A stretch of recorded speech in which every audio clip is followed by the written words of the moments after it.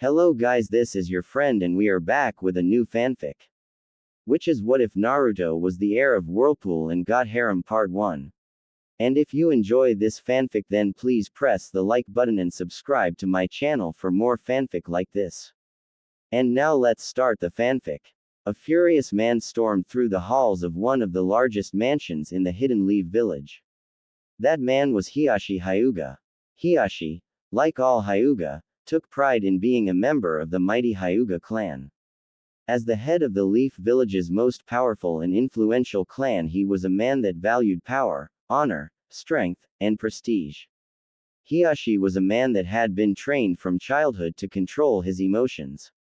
However, that wasn't the current situation, as servants and other clan members all but ran out of his way. They couldn't get away fast enough as the man radiated bloodlust and none of them wanted to set him off lest they become the target of that anger. Hiashi made it to his room and was met with a sight that instantly calmed him and warmed his heart.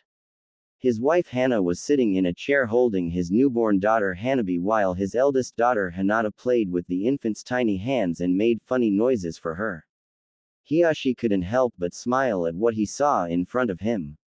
His wife looked up at him with a loving smile on her face. Seeing the look on her husband's face, she knew instantly that something was wrong. She looked at Hinata and said, "Hinata dear, could you go to the kitchen and ask them to bring some tea and cookies for us?" Hinata smiled and quickly left to do as her mother asked. Once Hinata left, Hana turned toward her husband and asked, "What's wrong?" Hiashi knew he couldn't keep anything from his wife, so he just told her. "I just came from a meeting with the clan council." After hearing the news, Hana's face grew grim. She knew if he was upset then something terrible had happened in the meeting. "What did they want?" she asked. Hiashi looked at her, his expression stony, anger easily seen in his eyes. "The council has deemed Hinata unfit to be clan heiress. They have demanded that I name Hanabi as my heir and place the cage bird seal on Hinata and place her in the branch family." There was a silence that he knew wouldn't last. He was right. "What?" Hana screamed in a rage. "How dare they? Hinata is the firstborn and rightful heir to the clan. Hanabi is only 2 months old, how can they ask this?" Hiashi sympathized. He had asked the very same question himself. "They say that Hinata is not suitable to be clan heir and should be replaced. They see Hinata's kind heart and gentle nature as weakness. They want to take over Hanabi's training when she is older, as well as to find and arrange a husband for Hinata." Hiashi was unable to continue because he was cut off. "They can't do that. Only we can arrange a marriage for her," she said. "I made sure to remind them. They said that if we are unable to find someone worthy of the clan, they will find someone for us." He said the last part with anger in his voice. "They want to rob my eldest child of her birthright and turn my youngest into an emotionless puppet. We can't let them do that," she begged him. "We won't," he said. "We can't change their decision on Hinata. If we try to fight it, I know they will do everything they can to pit them against each other." Hana knew he was right. She didn't like it, but it was exactly what the old fools would do. "But we can keep them from corrupting Hanabi. The Hyuga doctrine states that as her father I get to train her." Hana knew that much was true at least. Even the council can't go against the clan doctrine. It's what had kept the clan together for so long, if only barley. "For Hinata all we can do is try to find someone that will be a good husband for her," he said in a sadly. Hana walked to the part of the room where they kept the family pictures. She smiled sadly at the newest one. It was the one taken the day Hanabi was born. "I hear that Sume Inuzuka has been looking to arrange a marriage for her son.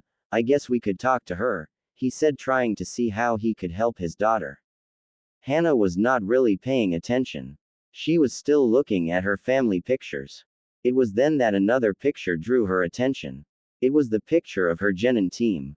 In the picture was a blushing Hana in the middle with a smiling Makoto Uchiha on her left. On her right, with her arm around her shoulder, was her best friend Kushina Uzumaki with a face-splitting grin.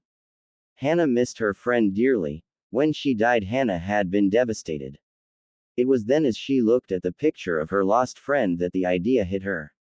It was like her old friend was sending her a message. Yes, Hana knew what to do, and she would make sure to do it no matter what the cost. Hana, I know this is not what we wanted, but we have no other choice, he said. Hana turned to her husband with a smile. Oh, but we do. She said. Hiyashi didn't like the look on his wife's face. He knew that look meant trouble. What are you talking about? He asked, not sure he wanted to hear the answer. His wife said one word. Kushina. Hiyashi was puzzled. Your old teammate. What about her? He asked. His wife just kept smiling, which made him realize what she was scheming.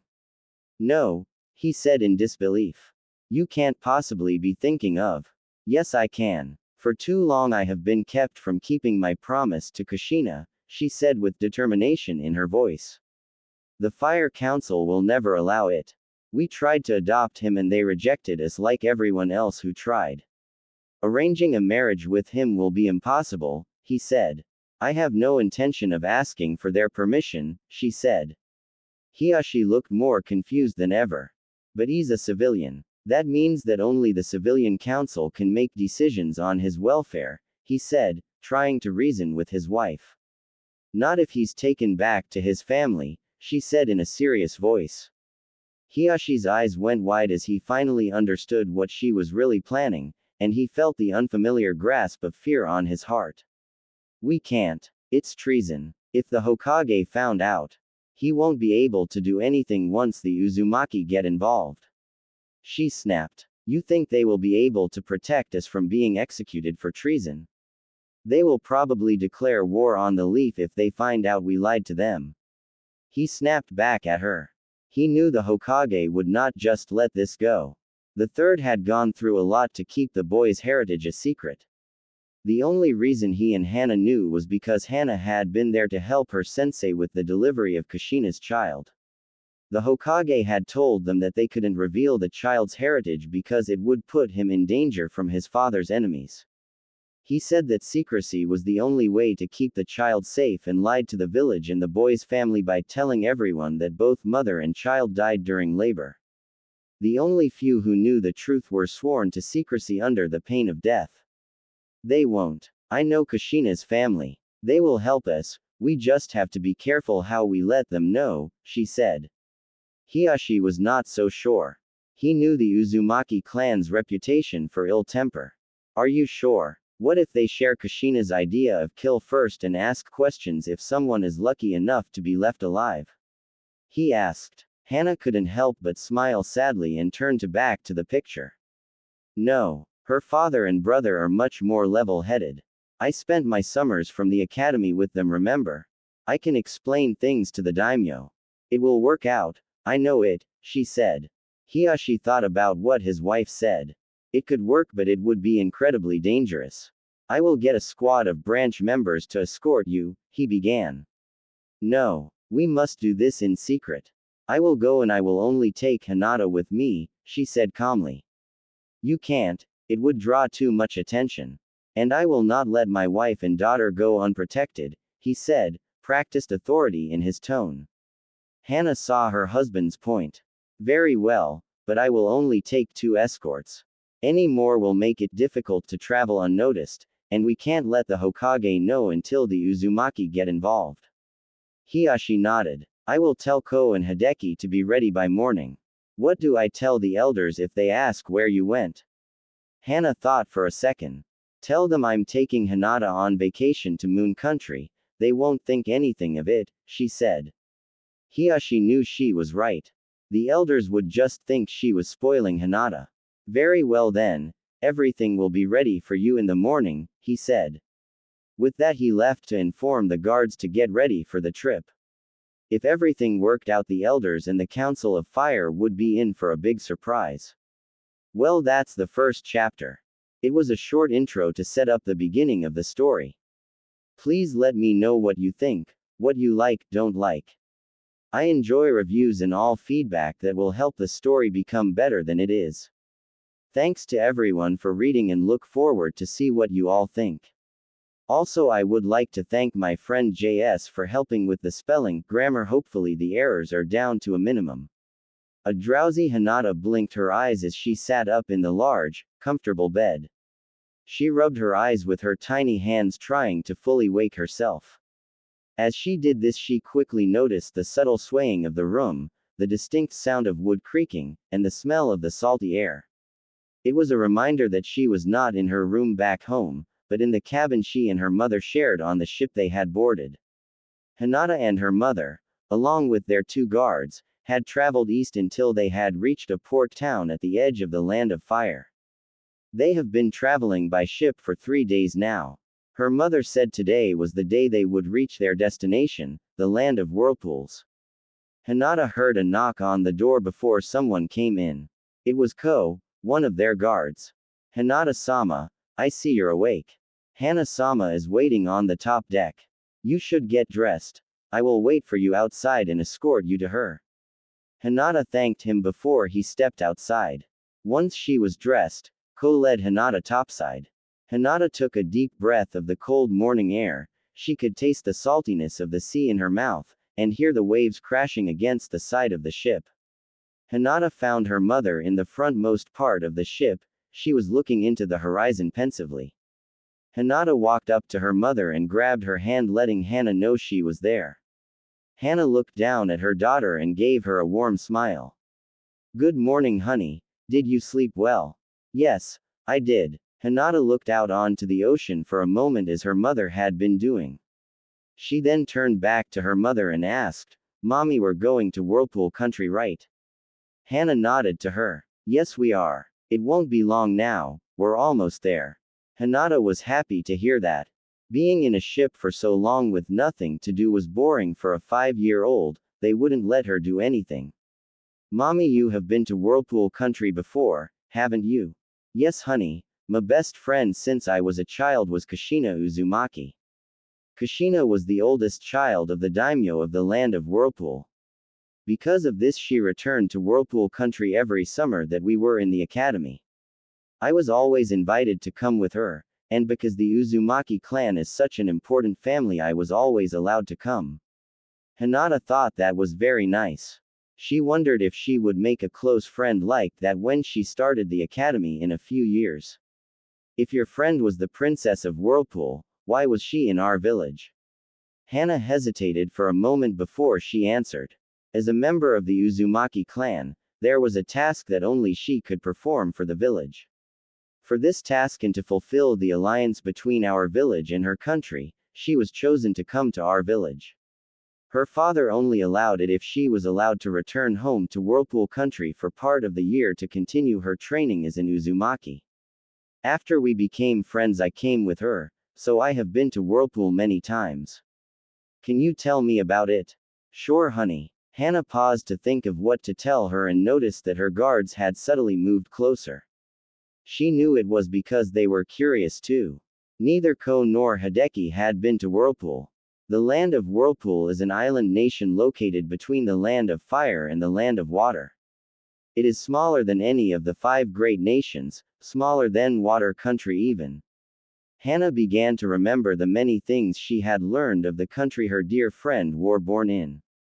However, what Whirlpool lacks in size, it more than makes up in wealth. Hana noticed the confusion on Hinata's face, so she explained what she meant. You see, Whirlpool is rich in natural resources. It has an abundance of precious ores and metals. It has vast quarries of rare stones and jewels. Its forest contains valuable medicinal plants that can only be found there.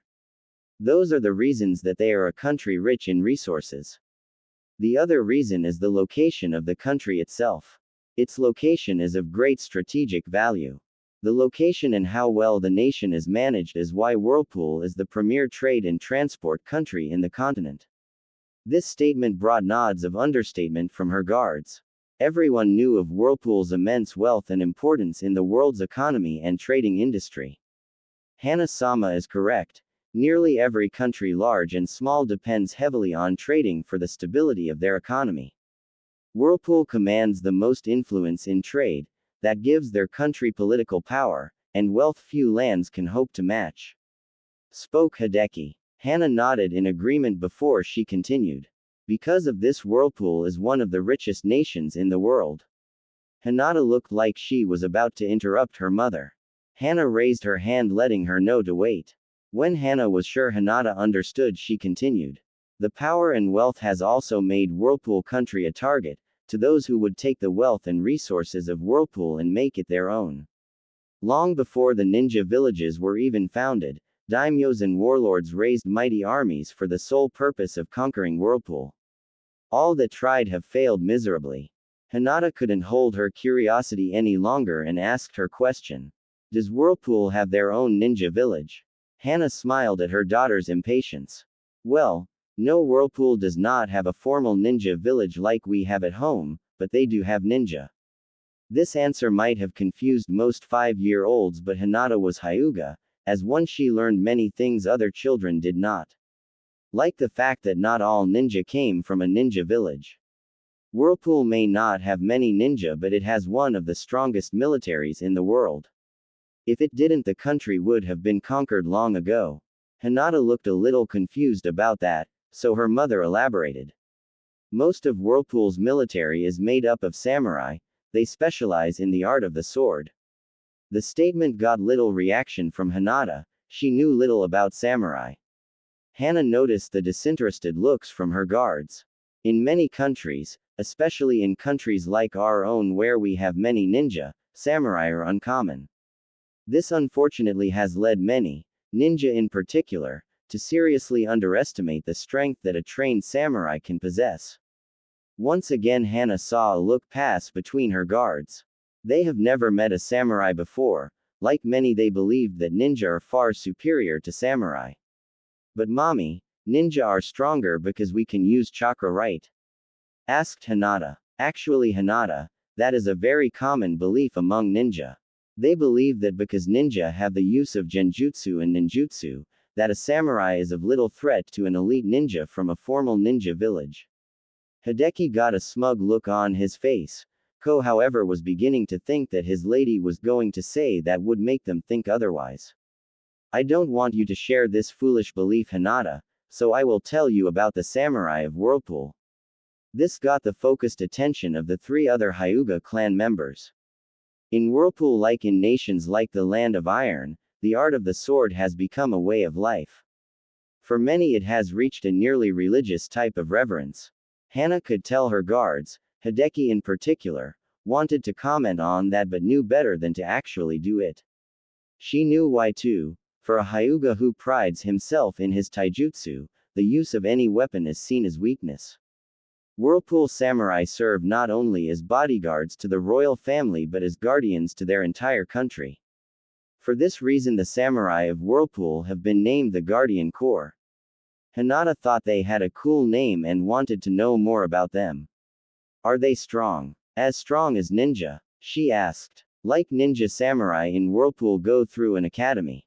They train since childhood to learn the ways of the samurai. A master samurai can be as strong, if not stronger, than any ninja, regardless of rank. This got mixed reactions from the Hyuga listening. Hinata was amazed that someone that couldn't use any jutsu can be that strong. Her guards looked almost insulted by the comment.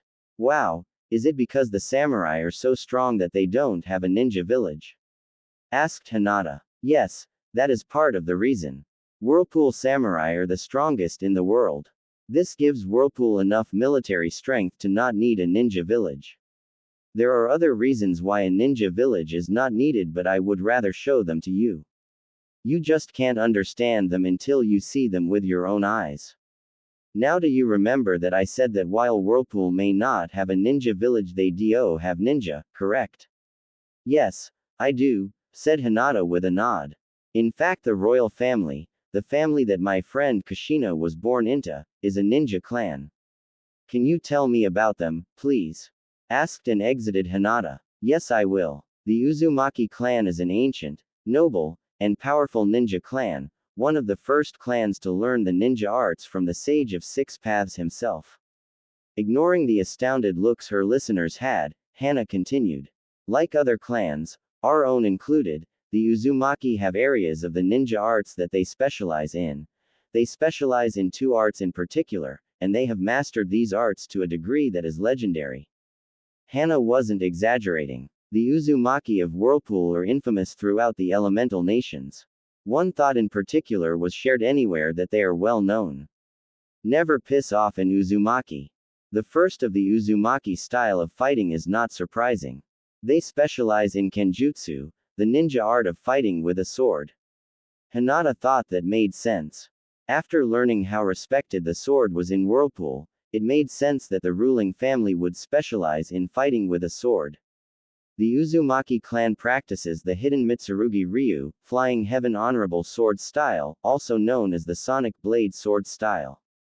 The secrets of the hidden Mitsurugi are well guarded. Even after seeing it up close for several years, I can only tell you a few things about it. Once again Hana had their unabated attention. Mastery of the style allow the Uzumaki to fight with superhuman reflexes. This allows them to be able to react instantly to almost any attack. Not only that, but they obtain a movement and action speed that renders most Dujutsu like the Sharingan and our Byakugan useless. This statement had both her guards with scandalized looks in their faces. Like most Hyuga, they believed that their all-seeing eyes were just that, all-seeing. The thought that there was a fighting style that rendered their precious bloodline useless was a horrifying thought. Finally, a master of the hidden Mitsurugi can decipher and predict their opponent's movements and attacks in battle, much like the Uchiha with their Sharingan. Except that the Uzumaki can't copy their opponent's moves, not that they have any need to. Hana remembered Kushina wiping the floor with several Uchiha and Hyuga when she and Hana took their Chunin and Jonin exams.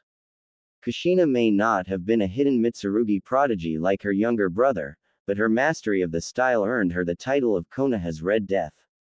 She was known and feared by the enemies of the Leaf almost as much as her husband, the fourth Hokage. The second and perhaps most frightening skill of the Uzumaki clan is that they specialize in what is arguably the most difficult ninja art.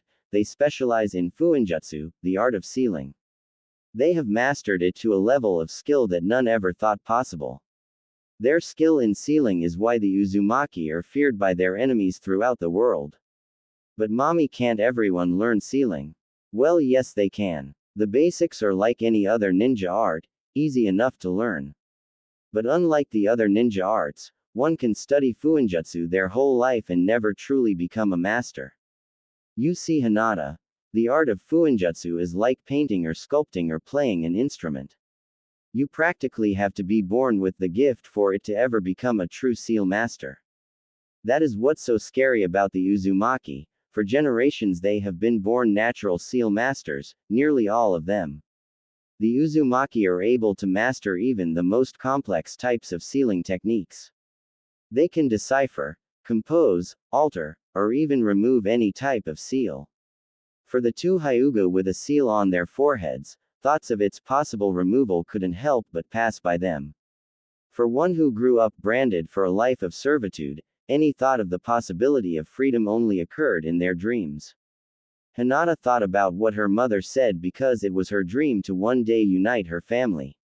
She hated that her family was torn in two, and that most of them were branded to be little more than slaves. The thought of freeing them from that fate was something that appealed to her, and appealed to her greatly. All three were brought back from their thoughts when Hana continued. The use of sealing in battle is one of the many reasons the Uzumaki are so feared in battle. The Guardian Corps samurai have special seals on their armor that protect them from chakra-based attacks. Like the snow ninja in the first Naruto movie, but with seals instead of machines. The seals make all type of ninjutsu and genjutsu utterly useless against them. Ko and Hideki understood that without the use of chakra, the advantage of ninja over samurai would be greatly reduced. They now realized that even their own fighting style would be useless against Whirlpool samurai. It's lucky that even with their famous temper, the Uzumaki rarely go to war. Only when foolish daimyos or cages try to take Whirlpool's riches does the Guardian Corps go to battle. To try and take Whirlpool is suicide, its defenses are impenetrable. Hana saw the confused, curious looks they all had and smiled. Don't worry, you'll see soon enough. You have to see for yourself to truly grasp how futile it would be for anyone to try and invade Whirlpool. Hana turned to look at the horizon. She knew they would soon be there. It has been years since she has been to Whirlpool, she knew her mission would be difficult. The Uzumaki lost all love for the Leaf Village when Kushina died. If not for Kushina's father's decision to simply abolish the treaty with them as well as banning all Leaf Ninja from his land, instead of going to war, the village would have been destroyed. Kushina had been loved by all of the people of Whirlpool. When word reached them of her death, they blamed the Leaf Village, and they demanded blood. Kushina's younger brother had amassed Whirlpool's armies, and was preparing a fleet to have them march on the Leaf. The Leaf Village was only spared that fate because Kushina's father let go of his grief long enough to settle his son and his people down. From then on, not only were Leaf Ninja banned from the country and the treaty abolished, Whirlpool ceased all trading with Fire Country. The Fire Daimyo had been furious with the village for that. It had been a devastating economical blow to the nation since they now had to go through other lesser and more expensive ways to trade for just about everything they imported to the country. For the last 5 years the Fire Daimyo had been trying desperately to gain the Whirlpool's daimyo's favor. He went as far as to offer one of his daughters for an arranged marriage with Kushina's brother. That offer was refused. Kushina's brother vowed never to marry again after his young wife and son were killed. Hana knew that coming to Whirlpool was dangerous. She hoped they could blend into the crowds and make to the people's palace before they were discovered. If she could get an audience with Kushina's father, she knew she could get him to listen and understand. It would not be easy, but Hana would do what she had to for her daughter's future. She would do it not only for Hinata but for her godson too. She had been denied his adoption by the civilian council, and the Hokage had ordered her to stay out of the boy's life. It's too dangerous for him, the Hokage said. You were too close to his mother. His parents' enemies would find him if they found out your connection to him, he said. Well, Hana would not let the village treat her godson like trash anymore. In Whirlpool he will be with family, and people that will love him. Hopefully Hinata and he will be able to find happiness with each other. For that to happen she had to succeed in Whirlpool first. As Hana saw land appear in the horizon, she couldn't help but worry about what was soon to come. The sounds of the ocean waves and the songs of seabirds greeted the Hyuga when they reached the port. For the 3 members of the group that were there for their first time it was a sobering sight. It was one thing to hear about the amount of trading that Whirlpool did, but quite another to see the world's busiest port with your own eyes. The port that they left from Fire Country didn't come close to the one they just arrived in. There were ships of all shape and sizes. They had flags from many countries, not only from the elemental nations but from the southern and western continents as well. It was as Hana expected. After all, Luka Port is a hub of global trade and commerce. As the Hyuga group walked through the port town, Hana smiled as she saw Hinata's little head whipping from side to side trying to see everything she could. Hana had been much the same her first time, trying not to miss anything. There was lots to see, though not much different than most port towns. There were supply shops and inns, offices for trading companies and bars, restaurants, and stores of all kinds. If there was anything you wanted to buy or trade for, you could get it here. As they walked through the town, Hana felt Hinata stiffen slightly in her arms. She saw Hinata looking at a pair of Guardian Corps samurai patrolling the town. They were large men that wore armor reminiscent of the armor worn by the first and second Hokages, their katanas strapped to their sides. Hana held Hinata a little tighter. Don't worry, honey. We'll be okay. We're almost out of town. Hinata simply hugged her mother tighter, her eyes never leaving the samurai. Hana knew the easy part was done. Getting to Luka was not the problem. What came after was going to be the hard part. As the group traveled down a busy main road, she spoke to her group.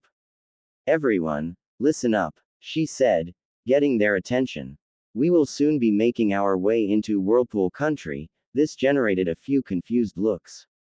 I thought we were in Whirlpool Country, mommy, asked a confused Hinata. Well, technically we are, honey. Luka Island is a territory belonging to Whirlpool, but the main island of Whirlpool Country is up ahead. Why did we not go straight to the main island, Hana-sama? Would it not have been easier? Asked Hideki. Hannah shook her head. There is only one way in or out of the Whirlpool main island, and it's just over that hill, she said, pointing to the small hill they were about to go over. When the group got the top, they could only stare in stunned silence at what stood in front of them. In front of the group stood the largest bridge any of them has ever seen. It was colossal. They couldn't even see the end of it with the morning fog over the ocean. The ancient-looking bridge appeared to be made of stone. It stood about 250 feet above the water with massive stone pillars down the center that went all the way down to the ocean floor. The bridge appeared to be about 100 feet wide and what looked like 9 to 10 miles long. It was an impressive feat of human ingenuity to have built this bridge, and especially when the bridge was built centuries ago. That is the Great Uzumaki Bridge. It was built over 500 years ago by the first Uzumaki when they founded Whirlpool country. It is the only way in and out of the country, said Hannah. It's so big, said Hinata. Yes, it is. It's also one of Whirlpool's main defenses against attacks. With the bridge being the only way in, any invading force must use it to attack. It makes defending the country easy since there's only one point of possible attack. No matter how large the bridge may be, it still limits the amount of enemies that can attack the gates of Whirlpool, making it possible for the Guardian Corps to repel the attacks. With that, the Hyuga group followed the large number of people and carriages traveling along the bridge going to and from Whirlpool. When they got halfway across the bridge, Hinata began to hear the sounds of rushing water. It was faint at first but continued to increase in volume as they continued along the bridge. When the sound was loud enough that you had to speak up to be heard, Hannah stopped the group and led them to the edge of the bridge near the railing. This, Hinata, is where Whirlpool country gets its name. Hannah then pointed down towards the ocean. For the second time of the day, her fellow Hyuga were speechless. Down on the ocean surface were a chain of enormous whirlpools that encircled the entire area, probably the entire island. Hideki now knew why they couldn't go directly to the main island. If those whirlpools surrounded the island, then there was no way any water-based vessel would get anywhere near the island. Any that were foolish enough to try would see their vessel torn to shreds as the whirlpools sucked it to the ocean floor. Wow, it's amazing, exclaimed and exited Hinata. The whirlpools are the reason why this bridge is the only way in or out of this country. They don't look like a natural phenomenon, commented Ko. Well, I'm not sure. They didn't look natural to me either. Kushina told me when we were younger that according to her family, the whirlpools were created by the founder of her clan. Really, mommy? How did he do it? Kushina said that in order to protect his people he used the power of his sword, one of the legendary elemental swords, the Arashi, the Sword of Storms. He used the power of the sword to create the whirlpools to defend the island from invaders, but the sword was destroyed in the process. Kushina said that the strain of the power used to create the whirlpools shattered the great blade into 3 pieces. The shards of the sword now rest in the Garden of Life. It's a sacred place in the center of the People's Palace. Have you seen the sword, mommy? I'm afraid not, honey. The Garden of Life is a sacred place that only a member of the Uzumaki clan can enter. I may have been a very close friend, but even so, I was never allowed to enter that holy place. Kushina said it's where the founder of the Uzumaki clan is buried. The sword rests upon its master's grave. Kushina said it is the most beautiful place ever created by the hands of men. From what she described of it to me, I suppose it is. I wish I could see it one day, said Hinata. If all goes well, you will someday, thought Hannah. We are almost to the end of the bridge. The gates will soon be in front of us and the most dangerous part of our mission will begin. We must blend in with the crowds and not bring attention to ourselves.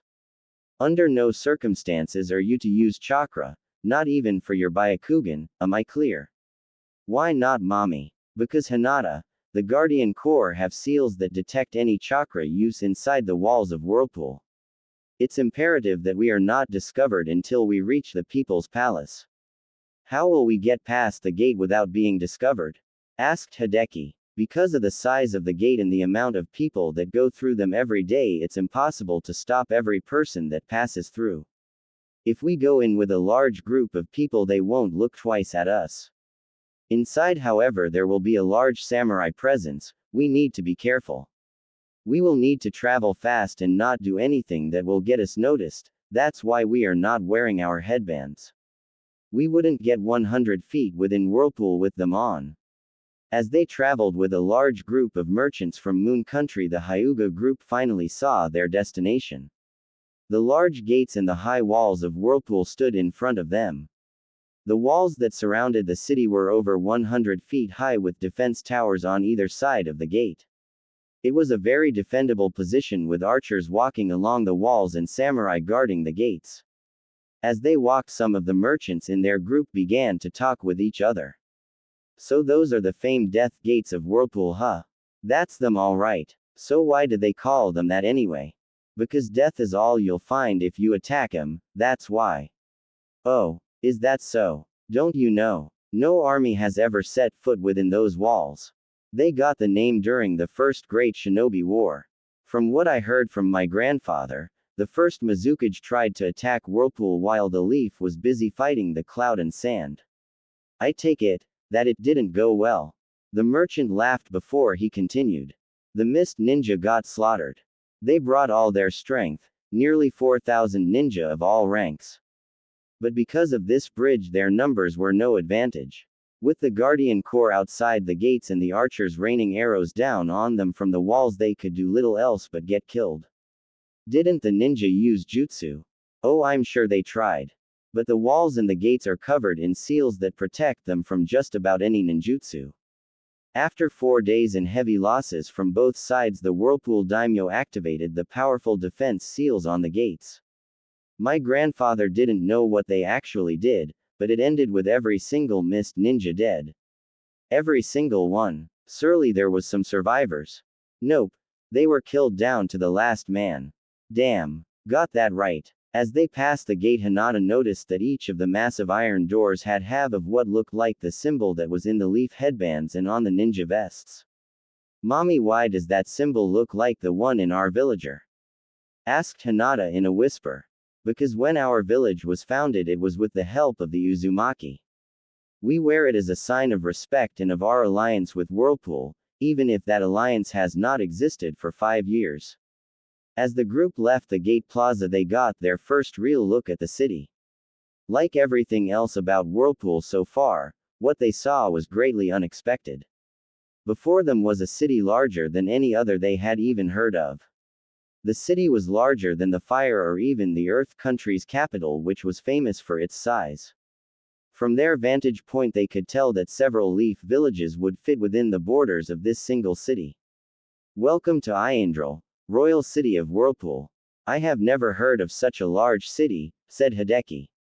Yes, unfortunately people focus so much on Whirlpool's wealth and possible military that a lot of their culture is missed. The reason Iandril is so large is because it's the only major city in the country. Whirlpool has small cities and villages, but it has no other major cities. I see. Is that our target? Inquired Hideki, pointing to the largest and tallest structure in the center of the city. Yes, that's the people's place. It's the home of the royal family as well as the Guardian Corps. It's a city within a city. The Guardian Corps Academy, training grounds and barracks are there. If we can get there, I can request a meeting with the daimyo. I'm sure he will see me if we can get there. Let's go. Hana felt nostalgic as she led her group through the city. She had spent a lot of time in this metropolis with Kushina. Together they had explored the area and even played a few pranks on some of the people. Being here reminded her of her friend and of how much she missed her. Hana was still friends with Makoto, but she was never as close to her as she was with Kushina. Kushina had been the one to inspire and encourage Hana to be her best. She helped her break out of her timid shell and become the woman she is today. Kushina had been the sister she never had. Hana had been so busy thinking about the past that she was startled when Ko spoke to her. Hana-sama, we are being followed, he whispered urgently. Ko was right. It was subtle, but they were being followed. No matter where they were never out of sight of the samurai. The group walked slightly faster but discovered quickly that no matter where they went, their path was blocked. No, We are so close, we can't be stopped now, thought Hana. She was thinking of what they could do when they found themselves boxed in at an empty plaza. They had been herded there, now they were surrounded by samurai on every side. Ko and Hideki flanked Hana and Hinata and took their taijutsu stances, ready to fight. I suggest you stand down, Leaf Ninja, or we will be forced to subdue you, said one of the samurai. With an unspoken signal, all samurai unsheathed their swords simultaneously. Just as it looked like this was going to end in unavoidable bloodshed, a voice cracked through the air. Samurai, stand down. We do not draw our blades on women and children, a chill voice echoed from the shadows. Samurai parted, and from the shadows of an alley a man stepped out, keeping his face hidden from the Leaf Ninja. Unlike the other samurai, he did not wear armor. Instead, he wore an elegant red and white kimono and a long white coat with blue trim and the kanji for kenjutsu on his back, a single sword strapped to his hip. Imagine one of the coats the captains on Bleach wear. As that is what I was thinking. You should not have come here, the man said as he stepped out of the shadows. He was young, in his mid-20s, with long, flaming red hair tied in a ponytail, and an X-shaped scar on his left cheek.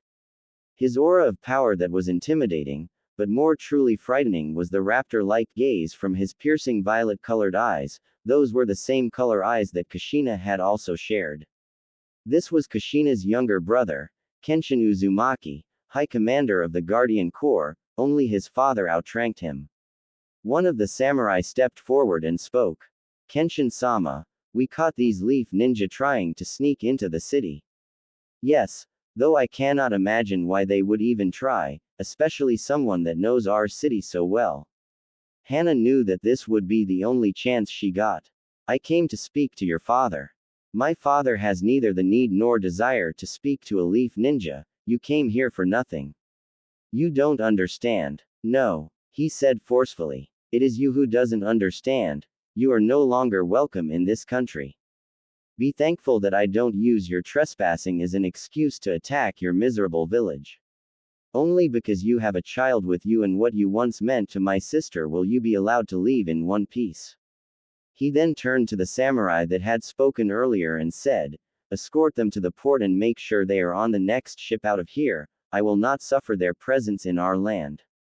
Yes, sir. It's about Kushina. Kenshin turned around in an instant and shot a death glare that made a shiver run down the spine of every Hyuga. How dare you speak her name in front of me? He said with killer intent, rolling in waves. Get them out of my sight. Now. As the samurai moved to grab them, Hana called out. The spiral still lives among the leaves. That stopped Kenshin in his tracks, as Hana had intended. Kushina would always tell her little brother that no matter how far from each other they were, he should always remember that as long as she lived he would always have family that loved him, and that the spiral of Whirlpool lived among the leaves. You have gone too far, Hyuga. If this is a sick trick, I swear on my life and the lives of my family that I speak the truth. It is the reason that I came to speak to your father. Kenshin stared into her eyes, probing for deception. After what seemed like forever, he said calmly, take them to my father. I will go ahead and let him know that you're coming. Without another word he turned and left. Hana breathed a sigh of relief as they were escorted to the people's palace. Hana and the Hyuga had been escorted by the samurai directly to the people's palace. Without delay, she and Hinata stood in front of the doors to the throne room waiting to be let in. Ko and Hideki were being held as guests in another room. This was it. This is what they have come to Whirlpool for. Hana was confident that she could reach an agreement with Kushina's father but was still very nervous, so much was rating on the success of this meeting. The daimyo will see you now, announced one of the samurai guards as he opened the door to the throne room. Hana walked in with Hinata next to her, holding hands tightly. She could tell Hinata was scared but was trying not to show it. Hinata knew how important it was to keep up appearances, especially in front of important political figures. Hana got a feeling of déjà vu as she walked through the room she had been in so many times during her youth. Like other times before, Kushina's father sat at the end of the room on an elegant throne of silver and gold covered with precious stones and jewels. It was the throne that every Uzumaki daimyo had ruled from since the founding of Whirlpool. Kenshin stood at his father's side. Unlike her brother, who had changed a lot in the 5 years since Kushina's death, her father looked exactly as Hana remembered him. Genryusai Uzumaki has the appearance of an old man. He looks much older than the third Hokage, though he is only older by a few years. He has the violet eyes commonly shared by the Uzumaki clan, and a long white beard that reached almost to his waist. His head is bald with 2 perpendicular scars above his right eye that suggested fierce battles in the past. He also has 2 long white eyebrows and wore a dark ocean blue kimono with a similar coat to Kenshin's. Genryusai's long with coat had a red trim and the kanji for fuinjutsu on the back. It was the very same coat that had been worn by Kushina's husband, the 4th Hokage. The daimyo may look like an old man, but he, like his son, radiated an aura of power that couldn't be missed. Picture Captain Yamamoto from Bleach but with a blue kimono, and you have Kushina's father. Hana and Hinata kneeled down and Hana said, "It is an honor to once again be in your presence, daimyo-sama. Despite my grievances with your village, it is good to see you in my home again, Hana-chan," said Genryusai in a grandfather-like tone. "It is good to be in your beautiful home once more. Yet you are not here for a visit," you said. "We will get to why she is here, son. No need for rudeness." "But father." "Enough, Kenshin. I know the anger you hold for the leaf, put it aside for now." "Yes, father. Now perhaps you can introduce this lovely young lady with you. This is my eldest daughter, Hinata Hyuga. I recently gave birth to a second daughter named Hanabi Hyuga." "It is an honor to meet you, daimyo-sama," Hinata said with a bow. "My, such polite young lady. It is nice to meet you too, Hinata. You are the spitting image of your mother at your age," he said, making Hinata blush. "Father, we have waited long enough." The daimyo sighed. "Fine, why don't you let young Hinata go and have a snack while we discuss our business?" Though Hinata was reluctant to leave her mother's side, Hana convinced her that it would be okay. Once she was escorted out by a servant, Hana turned to the Uzumakis and spoke. "I have come here without the knowledge of my village or my clan, with the exception of my husband. The reason for this is because what I have to say would have me and my husband executed as traitors to our village." "Very well. Nothing you say nor knowledge of your being here will reach your village. I give you my word as an Uzumaki," said the daimyo. Hana knew that what she was going to say next would either save her daughter or destroy her village. 5 years ago you were told that Kushina, her husband, and their unborn son were killed during the 9-tailed fox's attack on our village. Are you saying that was a lie? Is that why they refused to deliver my sister's body?" asked Kenshin in a tone that promised vengeance if it was true. "I wish it was, but no, Kushina and her husband are gone." "And the child? Did my grandson perish with his parents?" "No, your grandson is alive and..."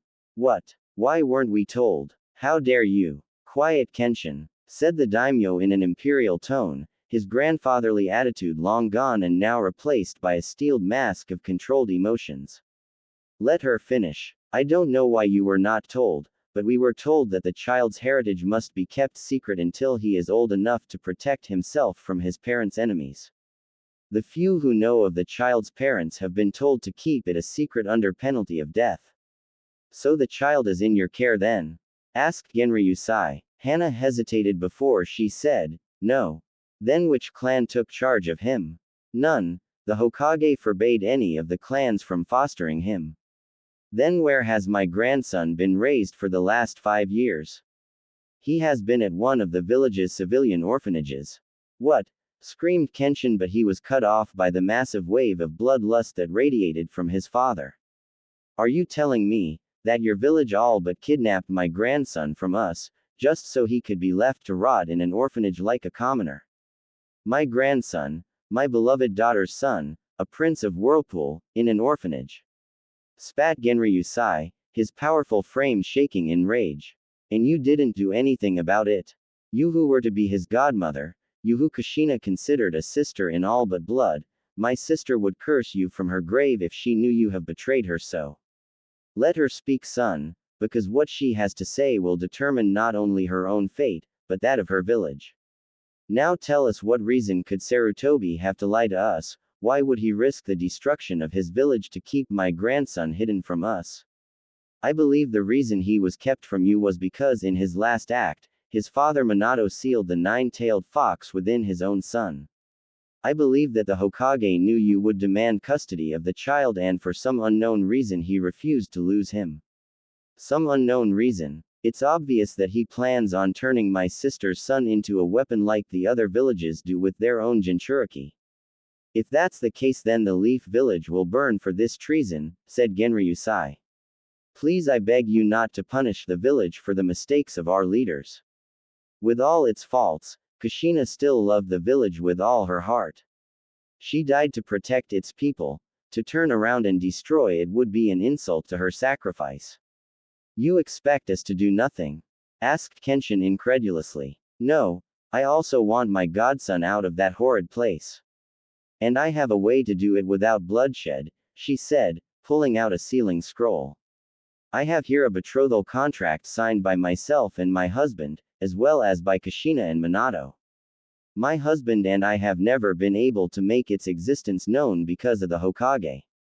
We can't call for it to be activated without suffering the Hokage's wrath, but if you demand it when collecting your grandson, he can't do anything about it or prove you had anything to do with it. Yes, we can say that my daughter sent us the contract for safekeeping. And now that we've discovered the Leaf's lie, we want the contract activated. Yes, you can demand his custody and activate the contract, which will form an alliance with the Hyuga clan. Yes, your clan and not the Leaf Village. That will give my family protection from the Hokage. After all, he won't be able to retaliate against us without risking a conflict with the Uzumaki. Very well, Hana-chan, we will do it your way, for now. But if Sarutobi gives me reason to, I will punish the village for their treachery.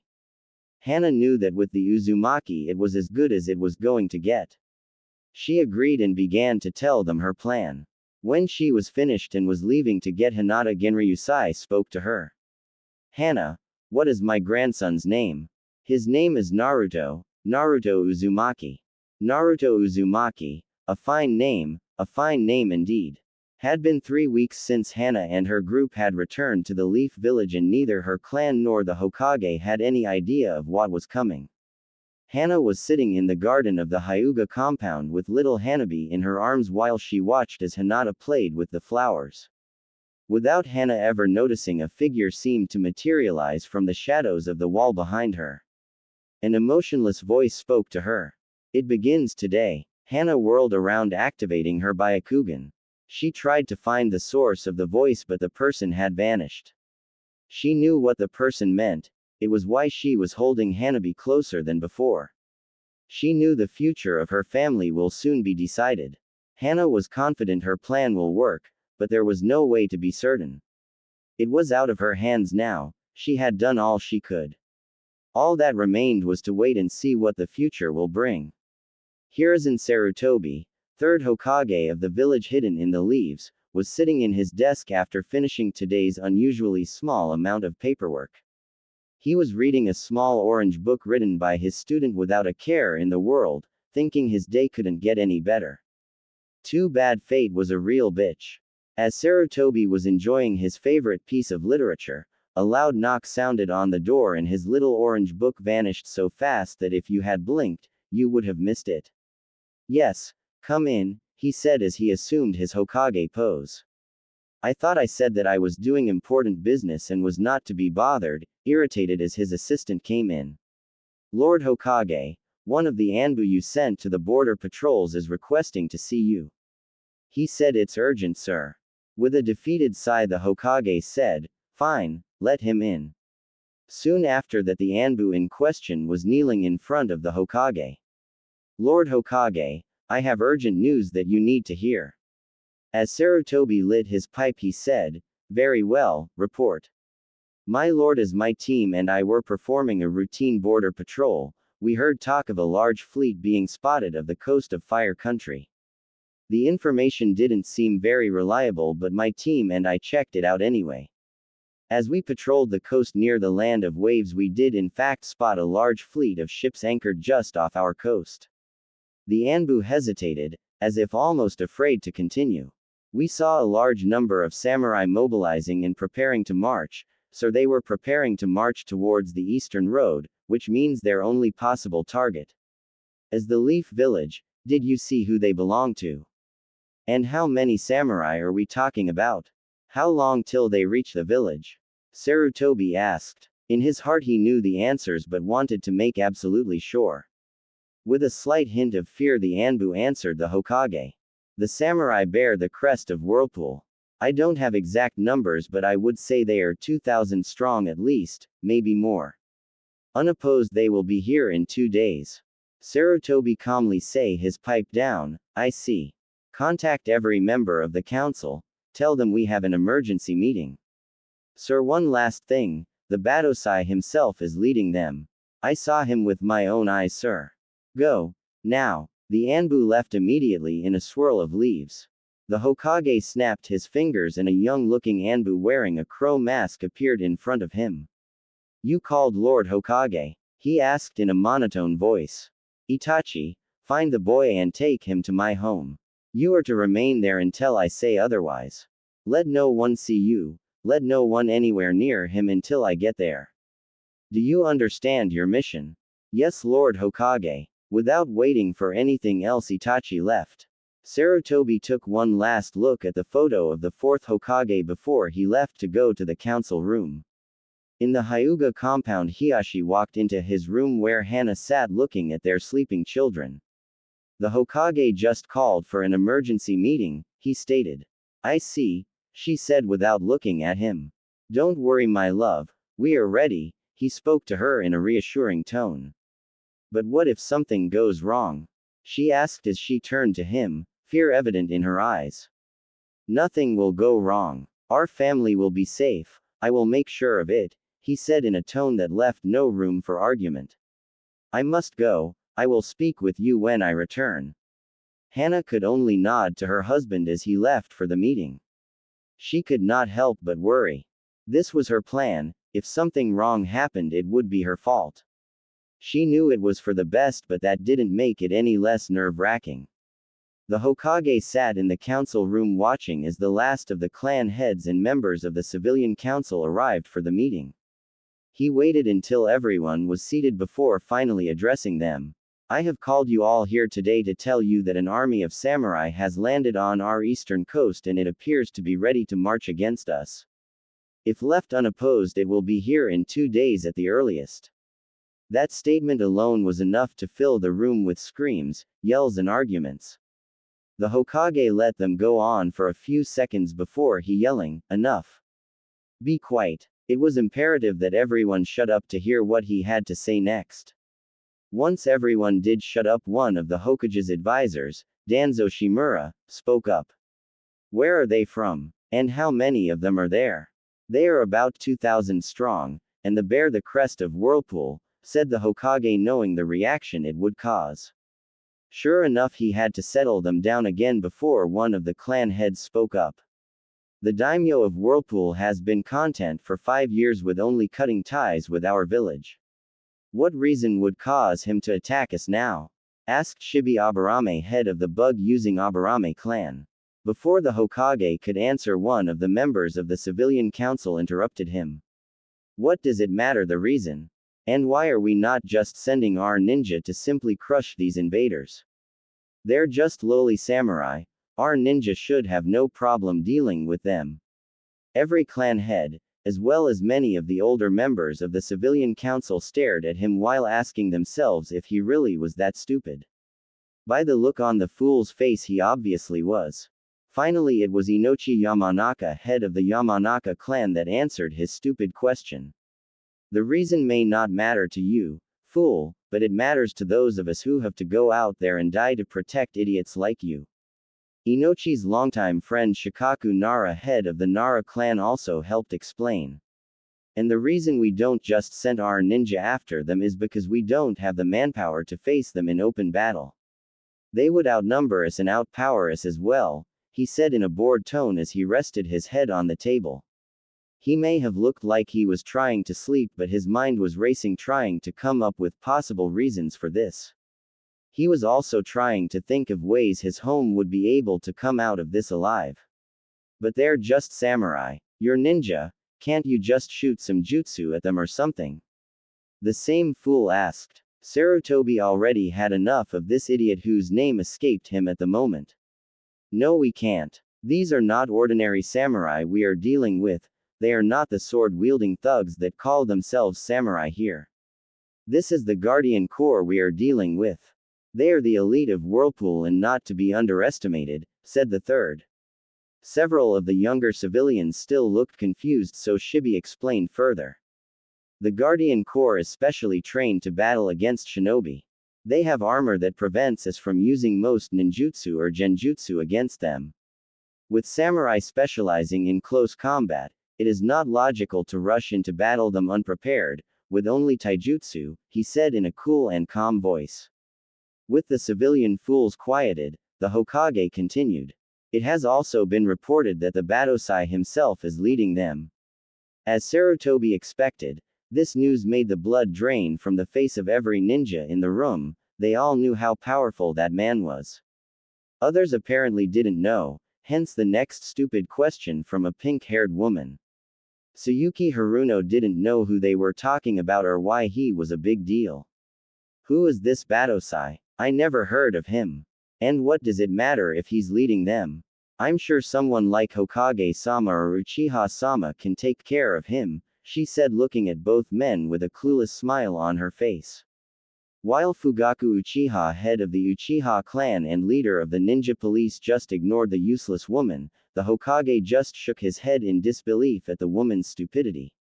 And for what seemed like the millionth time he wondered if his sensei, the second Hokage, was drunk or on something when he created the civilian council. I'm afraid that is not the case. I'm an old man, and if I'm honest with myself, I doubt that even if I was in my prime, that I would be a match for a member of the Roku Kyoshu, said the Hokage. Roku Kyoshu? Asked one of the civilians. The Hokage nodded. Yes, the 6 great masters. They are a group that is recognized as the masters of their respected fields.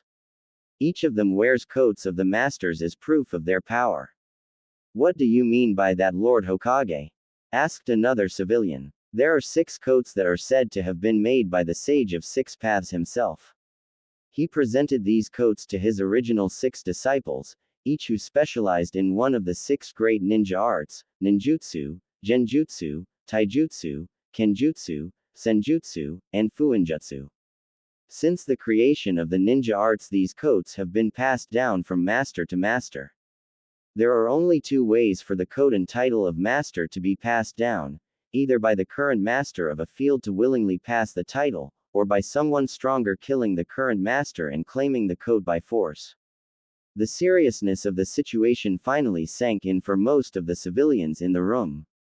And many were suddenly very scared. Surely we have someone that can fight him. We have powerful ninja, don't we? Asked a scared older man. Sarutobi didn't know if he should just lie to them. He decided to remain truthful and told them, the only one who might be able to face him would be Jiraiya. He isn't here, and we can't be sure that he can get here on time. It was an annoyed Danzo that spoke next. And whose fault is it that both our remaining Sannin are out of the village? If you didn't let them do what they. It wouldn't matter if he was here, came to regal voice of Hiashi Hyuga, speaking for the first time. As everyone's attention was directed at him, he continued. In all of his life, Kenshin Uzumaki has only failed to win one fight he wanted to win. Even then, his opponent was only able to fight him to a draw. This was news, even to the Hokage. Nobody had ever heard of the Batosai ever fighting to a draw. And who, pray tell, was his opponent Hyuga? For I have never heard of this, said Fugaku with a sneer. Hiashi stared at the Uchiha head with a mask of indifference and answered, I believe you have heard of him, Uchiha. After all, he was our teammate for years, but perhaps you remember him best as your 4th Hokage, said Hiashi as he fought to keep his mask. The Uchiha really pissed him off. The stunned silence in the room was broken by the Hokage. Minato fought the Batosai. When? And for what reason? And how is it that only you know of this? I know because my wife and I saw the fight with our own eyes. The reason nobody knows is because it is not common knowledge. And the reason they fought was for the hand of Kushina. They fought for Kushina's hand. Asked Sume Inuzuka, head of the Inuzuka clan. Yes. When my wife and I accompanied Minato to ask for permission to marry Kushina, her father said it was tradition for anyone wishing to prove themselves worthy of marrying an Uzumaki, to show it by proving their strength in mortal combat. Kushina's younger brother did not feel Minato was worthy to marry his sister and gladly volunteered to be the one to test him. They both fought with everything they had, and in the end the daimyo stopped the fight before they killed each other. Naturally, the daimyo gave Minato his blessing to marry his daughter, much to the frustration of his son. That revelation only really brought home for everyone in the room just how strong the man leading the attack against their village truly was. None of them could go toe-to-toe with the fourth, and they knew it. As Shikaku would put it, the whole thing was troublesome. Before further discussion could take place, a Chunin ran inside the room, getting everyone's attention. Lord Hokage, a group of samurai has been spotted a few miles outside the village. This surprised and worried several people in the room. They thought they had some time to prepare for the attack. How many? Asked the Hokage in urgency. 12 samurai are escorting a carriage. They are less than 3 miles from our northern gate. A carriage? Asked a council member. He was clearly confused. Yes, a carriage with the flag of Whirlpool and the royal crest of the Uzumaki clan. This had the council trying to figure out what it could possibly mean. Could it be a trick? Or some diversion? While the discussion was going on, a second Chunin came in the room with a note. He ran and gave it to the Hokage. After he read it carefully, he spoke to the room full of nervous council members. I received this note from our northern gate. It says that the carriage belongs to the Whirlpool daimyo. That caused a big shock. It was almost unheard of for the Uzumaki daimyo to leave his country. It says that he has requested a meeting with the Hokage and the village council. If we refuse, there will be no other chances for discussion until the leaf has been destroyed. No sooner had he finished than the room exploded into chaos. When Sarutobi had enough, he commanded their silence and order again, finally getting them to settle down. We will all go and meet the daimyo at the gate. After we greet him, we will all return here and try to negotiate peace with him for whatever he thinks we have done to him. Everyone out. We meet him at the gate in 20 minutes. As Sarutobi prepared to leave, a familiar Anbu appeared kneeling next to him. What are you doing here, Itachi? Where is Naruto? Forgive me, Lord Hokage, but I was unable to locate him at the orphanage. What do you mean? Where is he? Yelled a furious Hokage. It appears that the matron of the orphanage kicked him out last night for some reason. I didn't wait to hear what that reason was. The Hokage knew he should have fired the useless woman. She had just placed the entire village in danger with her ignorance and bigotry. Find him. Now. Raged the Hokage, who was sure that if he didn't have a heart attack by the end of the day, it would be a miracle. As the council was meeting, the Uzumaki daimyo, a 5-year-old blonde-haired boy with whisker-like markings on his cheeks, was hiding behind a trash bin trying not to cry. Last night, like always, he was the last to get food during dinner at the orphanage, and like many times before, he barely got any food. He was very hungry and had asked if he could have a little more. The matron had grown very angry with him and dragged him out of the orphanage. She threw him down the steps and told him to get out of there. She said she was tired of caring for a filthy demon that deserved to be dead. Little Naruto had spent the night in a box next to a closed restaurant. He had managed to climb up to the dumpster and get some of the food they threw out. When the sun came out, he had wandered around the village trying to find the nice old man that came to see him sometimes. He looked for a long time, but he was tired and was getting hungry again. As he searched, Naruto came upon a playground. There were lots of kids playing different games. He just sat in a swing watching all the kids play. He was never allowed to play with others in the orphanage because the people that worked there said he was dangerous and would hurt the other kids. Naruto didn't think he was dangerous, but the nice old man said he had to listen to them. As Naruto sat quietly on his swing, it happened. One of the parents, a man Naruto had never seen before, started yelling at him. This got the attention of many other villagers that were walking by. They all started yelling at him and calling him demon or monster. Before Naruto knew what was happening, they started throwing things at him, and they hurt. Naruto got scared and ran, but they started to chase after him. Naruto ran as fast as his little legs would carry him and then dived behind a trash bin, hoping they wouldn't find him. He sat there as he could hear them looking for him. He tried really hard not to make a sound even though he wanted to cry. Just when he thought they might leave, someone kicked the trash bin he was hiding behind. Naruto tried to run, but the man kicked him in the chest and sent him skidding across the floor until he hit the wall. The last things that Naruto experienced before he passed out were the pain of colliding with the wall, a flash of red, and the sound of horrified screams. The atmosphere back in the council room was excruciating. The daimyo had not said a word even when greeted. Now they all sat in the room waiting for him to do or say something, anything. Sarutobi had enough waiting and commenced the meeting. We were told that you requested this meeting so that we may find a way to resolve whatever it is that has caused the country of Whirlpool to wish to do war with our village. Genryusai surveyed the room with his raptor-like gaze. He could feel the fear and anxiety coming from the fools in the room. The land of Whirlpool has recently come into information that this village has done a great evil against our people. That information has been confirmed today. This caused several worried whispers around the table before one of the Hokage's advisors, Udatane Kaharu, spoke. What is this supposed evil that we have done? No ninja of the leaf has set foot in Whirlpool in 5 years. Genryusai's piercing violet eyes rested on her before he answered. The betrayal was done before our alliance was severed. That is why the wound has been so deep. It was not a former ally that betrayed us, but one we had been close for decades. Sarutobi was about to speak, hoping to redirect the conversation, but he was beaten to it by another. You have yet to tell us what you say we have done or what we can do to make things okay again, said the same fool that had spoken earlier today. Genryusai's eyes narrowed at the fool, his body tensed as he clearly tried to control his rage. The killer intent that escaped him, however, left nobody guessing how the daimyo felt. Just as Genryusai gained enough control to speak, another voice spoke behind him. What you have done is betrayed the Uzumaki clan. And I hold the proof in my arms. As if materializing from the shadows, Kenshin Uzumaki appeared holding the tiny form of a blonde-haired boy.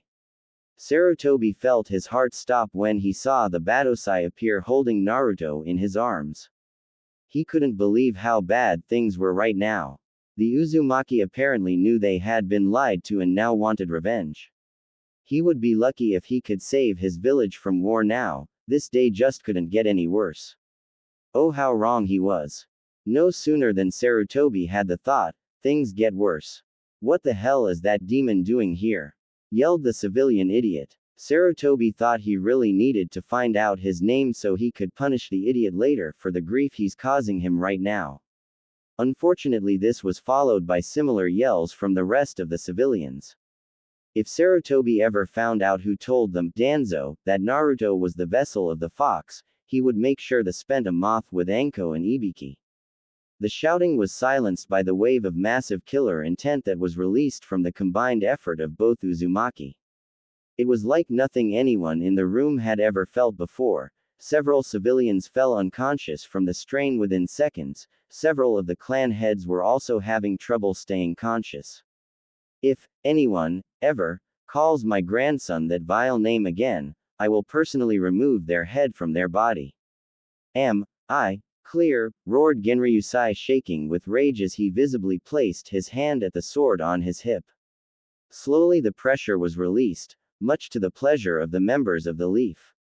Once the council had time to process what the daimyo had said, it was as Sarutobi had feared. Looks of shock and recognition were followed by shouts of anger and denial, mostly by the civilians, while most of the ninja turned to look at Sarutobi with either confusion, disbelief, anger, betrayal, or a mixture of all of them together. Silence. Genryusai was not in the mood to entertain these fools' tantrums. My son will explain why I call this child my grandson. Genryusai stretched his arms, calling for his son to give him the child. As Genryusai saw his grandson for the first time, he felt he would weep as he saw the boy's face. The boy may have his father's hair, but his facial structure was defiantly his mother's. Of course, once the initial shock passed, Genryusai noticed the cuts and bruises the little boy had all over his face and body. He was also clearly malnourished and weighed far less than a healthy boy his age should have. Genryusai felt his rage began to rise again before his son placed his hand on his shoulder, letting him know to calm down. It was a rare experience to be the one who needed to be calmed down, especially with his son of all people being the one to calm him. Kenshin glared at the room, letting them know to keep their mouths shut as he spoke. As you all know, the Uzumaki clan specializes in sealing techniques. As such, we have developed many specialized type of seals. One such seal is a blood analysis seal. This particular seal analyzes a person's blood down to the tiniest detail. With this seal we can know, among other things, without a shadow of a doubt if someone belongs to a specific clan or family. I used this seal on the boy. He is without question the son of my sister and her husband, the fourth Hokage. There was silence. Many of the civilians looked like they wanted to argue, but they were smart enough to know that if you called this man a liar to his face, you would be likely to end up dead or missing some limbs. Danzo was inwardly seething. He had always planned to take possession of the boy and turn him into a weapon. He now knew it would be impossible with the Uzumaki taking him away.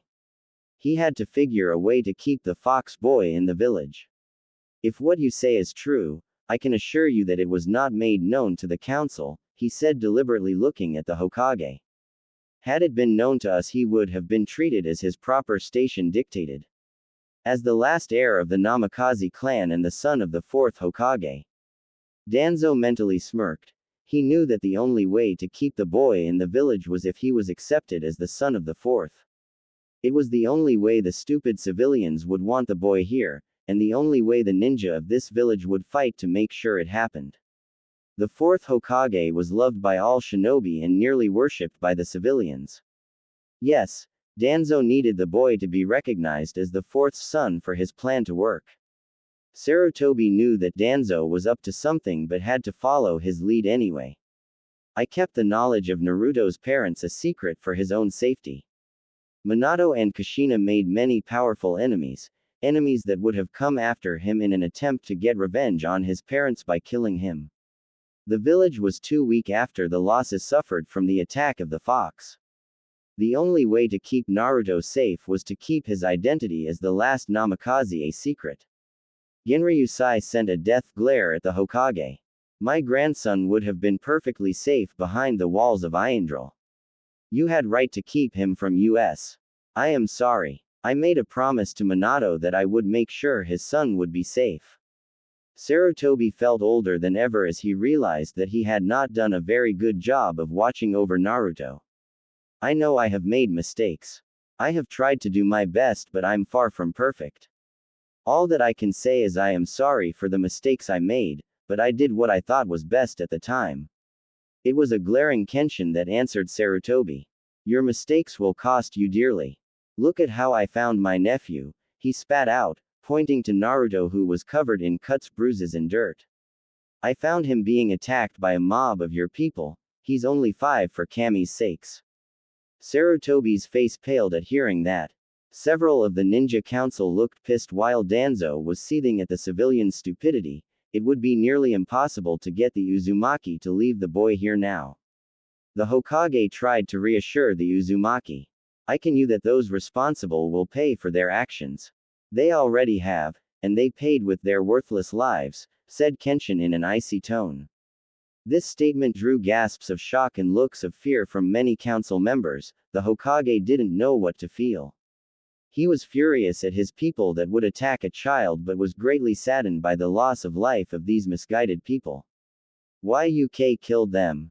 You had no right, started one of the civilians. I had every right. Kenshin snapped back. Any attack on the Uzumaki clan will be paid with the blood of those responsible. Remember that, he said, looking directly at the Hokage when he said it. Sarutobi was about to respond when Danzo cut in again.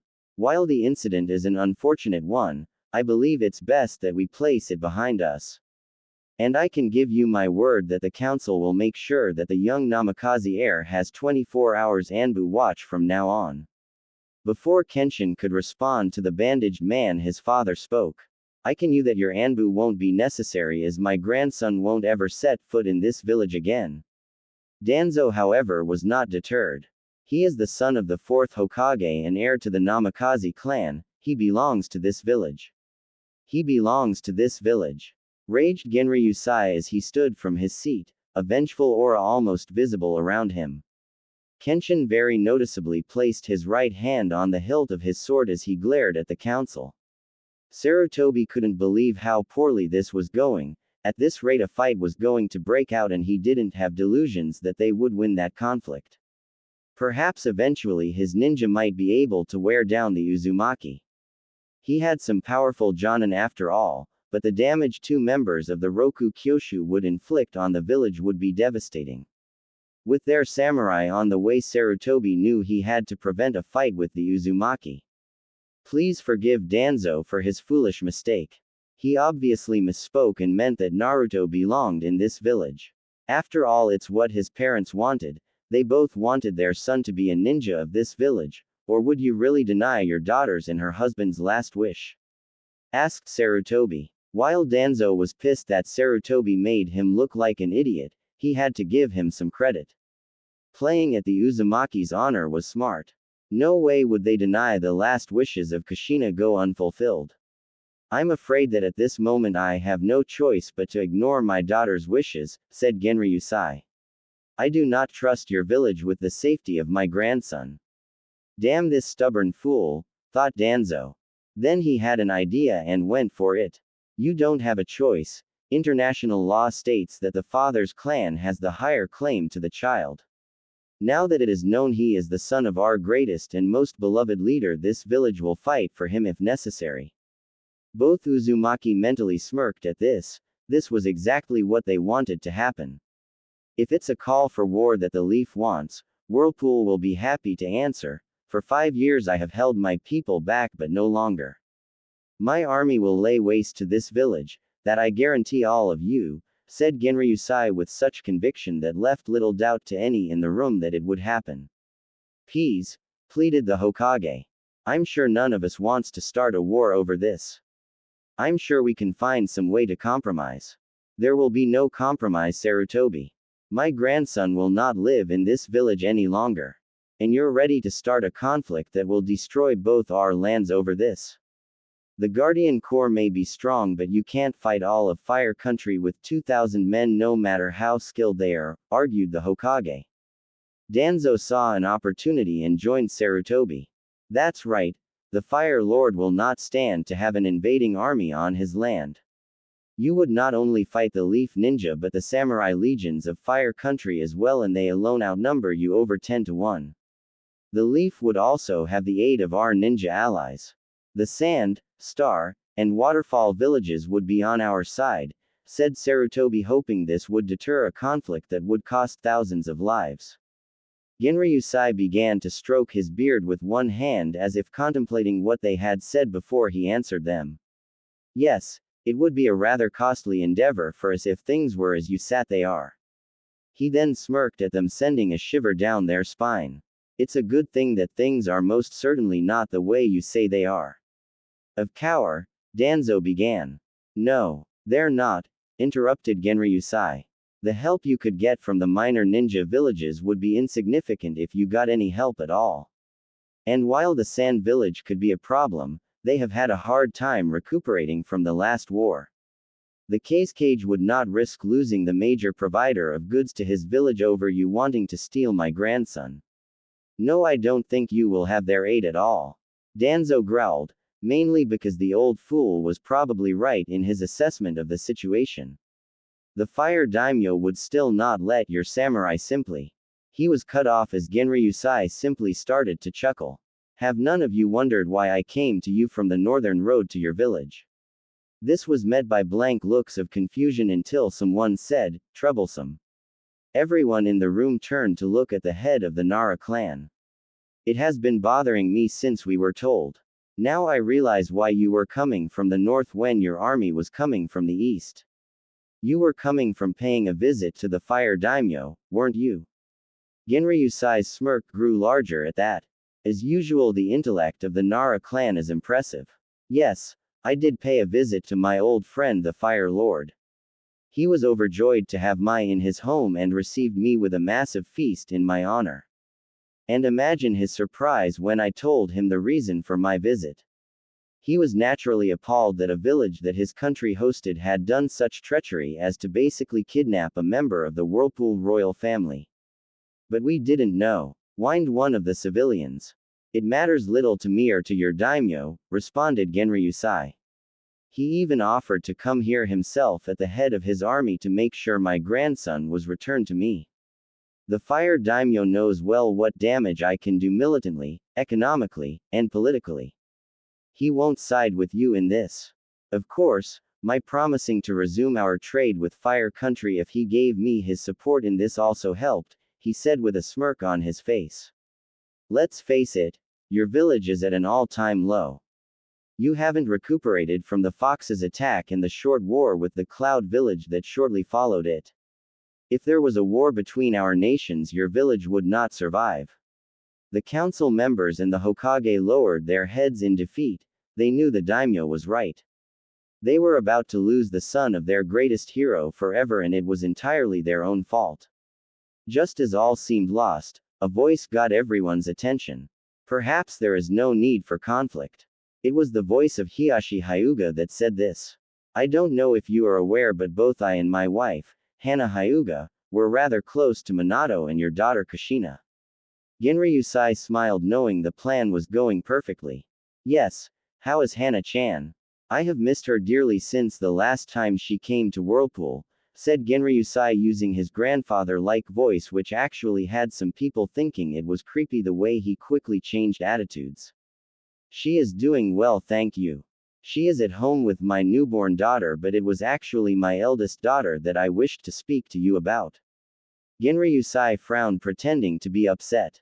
Is that so? This wouldn't have anything to do with a certain document that my daughter sent to me for safekeeping, would it?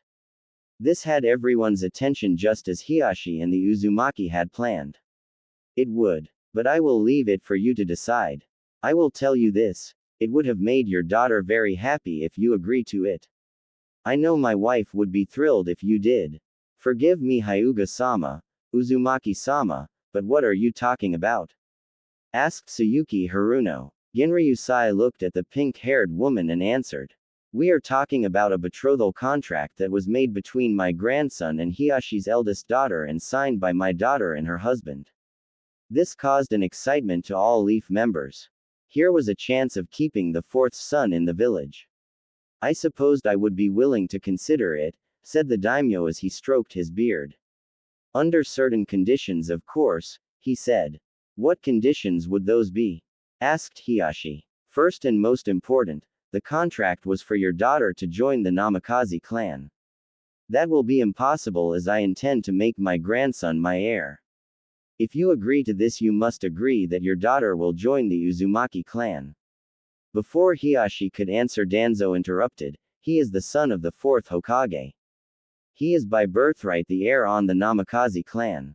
And you have a healthy son able to pass on your family name. My son has forfeited his right to the line of succession. He has sworn an oath never to take a wife again. As such, I have the right to choose another as my heir. I choose my grandson, Naruto Uzumaki, as the heir of Whirlpool. Your own daimyo has accepted my choice. I believe it was in the hopes of arranging a marriage with my grandson and one of his granddaughters, but I made no promises. Then perhaps a different arrangement can be made, said Fugaku Uchiha. As the last heir of two clans he has. No. The Uzumaki daimyo snapped angrily. The Uzumaki do not practice the CRA. And perhaps that is why your clan is down to 2 members, answered Fugaku calmly. 3 members, corrected Kenshin with steel in his voice. Perhaps we should allow Naruto to choose whether or not he wishes to be part of the CRA when he is older, said Danzo, confident that he could find a way to manipulate the boy to choose to take part in it. Danzo would need strong soldiers when he became Hokage after all. I can agree to that. What about you, Hiashi? Asked Genryusai. That is acceptable to me. Very well. My second condition is that since my grandson will live in Whirlpool, that your daughter spend the summer in Iandril with him like your wife did with Kushina. That is acceptable if it can wait until she starts the academy, answered Hiashi. Agreed. Forgive me for interrupting this discussion, cut in Sarutobi. But I believe it's only fair for young Hinata and both of Naruto's parents that he too spends some time in the Leaf Village. It was both of his parents' wishes that he became a ninja in the service of his home. The Leaf Village is no longer his home. However, I will allow him the choice to return here when Hinata is ready to become a genin, and if he wishes he too can join the Leaf as a ninja as well. Genryusai grudgingly said this as he knew that his daughter would have wanted him to give Naruto the choice. Sarutobi knew this was as close as he was going to get for now, so he let the matter drop. Genryusai turned to leave, but before he did he addressed the council one last time. I will make myself clear on this. You should all be thankful to Hiashi and his wife. My current agreement with the Hyuga clan is the only reason I'm not declaring war on your village this very second. As long as the alliance between the Hyuga and the Uzumaki stands, your village is safe. Without another word, the daimyo left the room with his grandson in his arms and his son guarding his back. Hiashi mentally smiled at how perfectly his wife's plan had worked. Not only was his village safe and his family protected, but his wife's godson was with his family. He had also gained protection for his daughter from the clan council, as there could be no better husband for Hinata than the new prince of Whirlpool. As much as Hiashi liked looking at the council's horrified and angry looks, he had to let his wife know it had gone well. If you'll excuse me, I have to let my wife and my clan know about the new developments from this meeting, Hiashi said in his Hyuga voice. Yes, I think we all need to reflect on what happened in this meeting. And I need to prepare for the announcement that I will make to the village, letting them know about Naruto's heritage. Now that he is with the Uzumaki, there is no reason to keep that information hidden. Sarutobi didn't look happy at all when he made that statement. What a drag. You know this is going to cause a lot of grief with everyone in the village, said Shikaku. I know, but we don't really have a choice anymore. The Uzumaki will not keep quiet about Naruto's parents. The village will have to deal with it whether they like it or not, said the third. Several minutes later, Hiashi made his way into his room and found Hana sitting alone on their bed. Where are the children? He asked. Hanabi is in the nursery and Hinata in practicing her taijutsu. How did it go? She asked in a worried voice as she stood up. Hiashi actually had a huge smile on his face as he wrapped his arms around his beautiful wife's waist. It all went perfectly, just as you planned. Naruto is with his family, the council and the Hokage can't do anything about it, and Hinata is now his betrothed. Hana wrapped her arms around her husband's neck and kissed him hard. That great. When do we tell the elders? And Hinata, when does she meet Naruto? I will tell the elders the news in a meeting tonight. Hinata, I think we can wait to tell. I think the daimyo wants some time to get Naruto accustomed to the life in his new home before Get tells him about his responsibility to Hinata. My guess is that Genryusai wants to wait at least 2 years until just before Hinata starts the academy until we tell them about their arranged marriage. Yes, I suppose that's for the best. At least our daughter gets a couple more years to just be a little girl. I'm very happy that all went well. All we can hope now is that the children can find love with each other. Hana's voice then turned from happy to one with worry. What about the cage bird seal? The elders will want to place it on Hinata immediately. Hiashi's smile grew to a full-out smirk. Don't worry about that. I have some bad news for the elders if they think they will be placing that abomination on my daughter. I was unable to do anything for my brother or his son, but I will save my child from that fate. Hana hugged her husband closer. She knew how much it pained him that his brother had sacrificed himself for him. Hana thanked Hazashi for the sacrifice every day. She had done her best to help Neji, but every day the boy grew colder and more he spoke about fate.